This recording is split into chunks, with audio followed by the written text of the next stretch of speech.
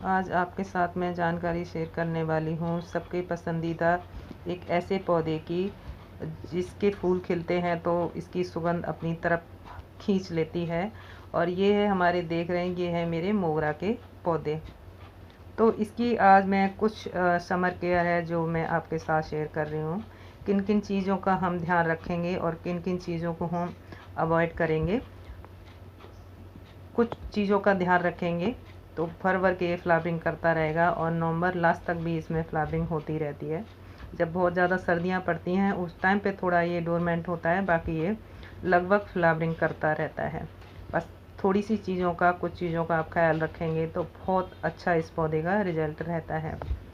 पहला, आप इसे कम से कम 4 घंटे की इसे धूप लगनी चाहिए। हालांकि मेरा बालकनी में 2 घंटे से ज़्यादा इसे धूप नहीं मिलती, पर फिर भी इसके लिए, इसकी अच्छी फ्लावरिंग के लिए मिनिमम 4 घंटे की इसे धूप चाहिए। और दूसरा है कि आप इसे जो खाद दे रहे हैं, जैसे हम अभी तक हमने इसको खाद अगर 1 मुट्ठी इसमें डाली है तो आप हाफ मुट्ठी कर दें। जितनी हम अब तक खाद यूज़ कर रहे थे उसकी हम आधी कर दें। और खाद हम बहुत ना डालें, नहीं तो इसकी पत्तियाँ आगे से टिप से झुलस के ख़राब होने लगती हैं। तो आपने खाद डालनी है तो खाद में आप कोई भी स्लो रिलीज़ होने वाली ही खाद यूज़ करें।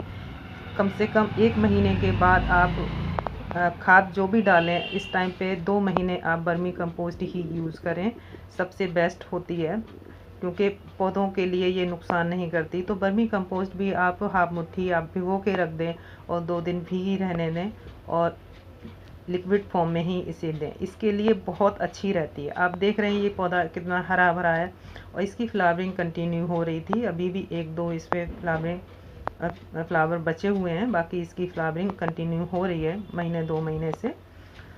इसके लिए ये बेस्ट रिजल्ट होता है। आप खाद बहुत ज़्यादा ना यूज़ करें। और दूसरा, इसकी फ्लावरिंग के लिए, मोगरा के लिए एक चीज़ बहुत बेनिफिशियल होती है। आप थोड़े से नींबू के छिलकों को 2 दिन भिगो दें और भिगोने के बाद आप उसके पानी को दें इसमें, तो आप देखेंगे बहुत अच्छा रिजल्ट रहता है। और ये नहीं है कि आपने हफ्ते में 10 दिन में आप नींबू के पानी का ही यूज़ कर रहे हैं, नींबू के छिलके का पानी का, ऐसा नहीं है। महीने में एक बार कर दें, क्योंकि इतनी झुलसती गर्मी है, पौधे को बहुत ज़्यादा चीज़ों की अभी ज़रूरत नहीं है।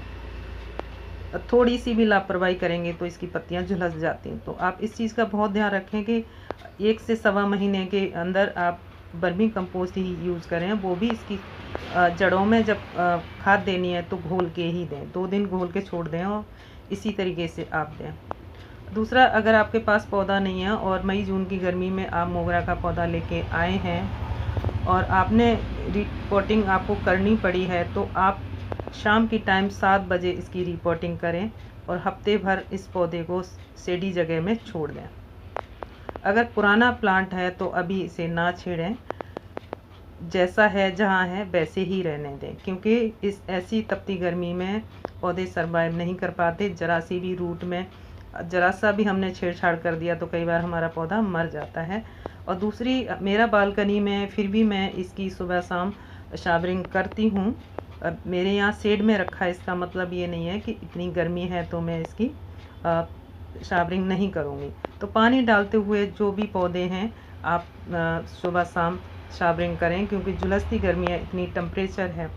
बस 2-3 चीज़ों का आप ध्यान रखेंगे और 1-2 चीज़ें अवॉइड करेंगे, ये पौधा बहुत अच्छे से चलता रहता है, बहुत अच्छा रिजल्ट रहता है। फिर मिलते हैं ऐसी किसी नई जानकारी के साथ।